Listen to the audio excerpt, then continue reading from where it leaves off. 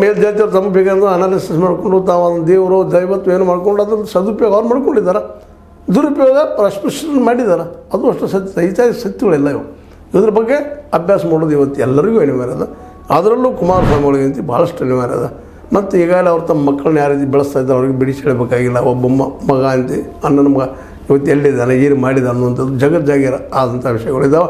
ಇದಕ್ಕೆಲ್ಲ ಕೇವಲ ಏನಪ್ಪ ಅಂತಂದ್ರೆ ನಾವು ಟೀಕೆ ಮಾಡ್ತಲ್ಲ, ಇವೆಲ್ಲ ನಾವು ಬೆಳೆಸಬೇಕಾಗಿದ್ದನ್ನು ಉಳಿಸ್ಬೇಕಾಗಿದ್ದು ಕಲಿಬೇಕಾಗಿದ್ದು ನಾವು ನಮ್ಮ ಮಕ್ಕಳನ್ನ ಯಾವ ರೀತಿ ಬೆಳೆಸಬೇಕು, ಅದೇ ಕಾಲಕ್ಕೆ ಸಮಾನತೆ ಹೆಂಗೆ ತರಬೇಕು ಅನ್ನೋದು ವಿಷಯ ಎಲ್ಲ. ಮತ್ತು ಭಗವದ್ಗೀತೆಯ ಮೆರಿಟ್ ಡಿಮೆರಿಟ್ ಎರಡು ಹೇಳ್ತಾ ಭಗವದ್ಗೀತೆ ನಮ್ಮೊಳಗೆ ತೆಗೆದುಕೊಳ್ಳುವಂಥ ಪ್ರಯತ್ನ ಆಗಬೇಕಾಗಿದೆ. ಕಮ್ಯುನಿಸಮ್ದಲ್ಲಿ ನಾವು ಈಗಾಗಲೇ ವಾದ ಸಾಕಷ್ಟು ಮಾಡಿದ್ವಿ. ಕಮ್ಯುನಿಸಮ್ದಲ್ಲಿ ಉಗ್ರವಾದವನ್ನು, ಕೊಲೆಯನ್ನು, ಅದು ಬಂದೂಕನ್ನು ತಿರಸ್ಕಾರ ಮಾಡೋರು. ಅದು ಒಳ್ಳೆತನ ಆಯ್ತಲ್ಲ, ಸಮಾನವಾಗಿ ಬದುಕು ಅನ್ನುವಂಥದ್ದು ಅದನ್ನ ಸ್ವೀಕಾರ ಮಾಡಬಾರ್ದು. ಭಗವದ್ಗೀತೆಯಲ್ಲಿ ಕರ್ಮ ಮಾಡ್ಬೇಕಂಥದ್ದು ಮಾಡೋದಷ್ಟೇ ಕಲೀರಿ. ಪ್ರತಿಫಲ ಯಾವಾಗ ಕೊಡ್ತಂದ್ರೆ ಏನಿದ್ರ ಅರ್ಥ? ಅದರ ಅರ್ಥ ಏನಪ್ಪ ಅಂದ್ರೆ ಈ ಜನ ದುಡಿ ಮುಂಜಾನೆ ಊಟ ಮಾಡೋದ್ರೆ ಇದರ ಅರ್ಥ ಏನು?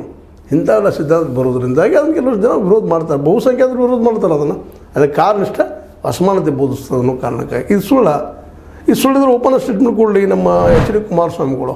ಹೌದು ಎಲ್ಲ ಸುಳ್ಳು ಹೇಳ್ತಾ ಇದ್ದಾರೆ ಇವರು ಅಂತೇಳಿ ಅದ್ದಾರು ಮಾಡಲಿ, ವಿರೋಧಕ್ಕಾಗಿ ವಿರೋಧ ಸರಿಯಾಗಿ ಮಾಡಲಿ. ಸುಮ್ಮನೆ ಎಲ್ಲರಿಗೂ ಹೆಲ್ಪ್ ಮಾಡ್ತೀವಿ, SC ರಿಸರ್ವೇಷನ್ ಕೊಡ್ತೀವಿ, ಅವ್ರಿಗೆ ಕೊಡ್ತೀವಿ, ಇವ್ರಿಗೆ ಕೊಡ್ತೀವಿ, ಮುಸಲ್ಮಾನರು ನಮ್ಮರು ತಿಳ್ಕೊತಾರೆ ಅವ್ರು ವಿರುದ್ಧ ಮಾಡುವಂಥ ಕೆಲಸಗಳು ಮಾಡೋಕ್ಕಿಂತಲೂ ಪ್ರಾಮಾಣಿಕವಾಗಿ ಹೇಳಲ್ಲ ನಾವು ಈಗೇನು ವಾದ ಮಾಡಿದ್ದೀವಿ ಇದು ಸುಳ್ಳೇನು, ಇದಕ್ಕೆ ಉತ್ತರ ಕೊಡ್ತಾರೆ ಕುಮಾರಸ್ವಾಮಿಗಳು ಮತ್ತು ಇನ್ನುಳಿದವರು ಅಂತ ಹೇಳ್ತಾ. ಏನೂ ಇರಲಿ, SC ಮಹದೇವಪ್ಪನವರು ಸಹಿತ ರಾಮಾಯಣ ಮಹಾಭಾರತ ಓದೋ ಜೊತೆಗೆ ಇಲ್ಲಿ ಒಳ್ಳೆತನಗಳನ್ನು ಜನಕ್ಕೆ ಹೇಳಿ, ಜೊತೆಗೆ ಸಂವಿಧಾನ ಮತ್ತು ಪ್ರಜಾಪ್ರಭುತ್ವ ಶ್ರೇಷ್ಠ ಕೊಡುಗೆಗಳು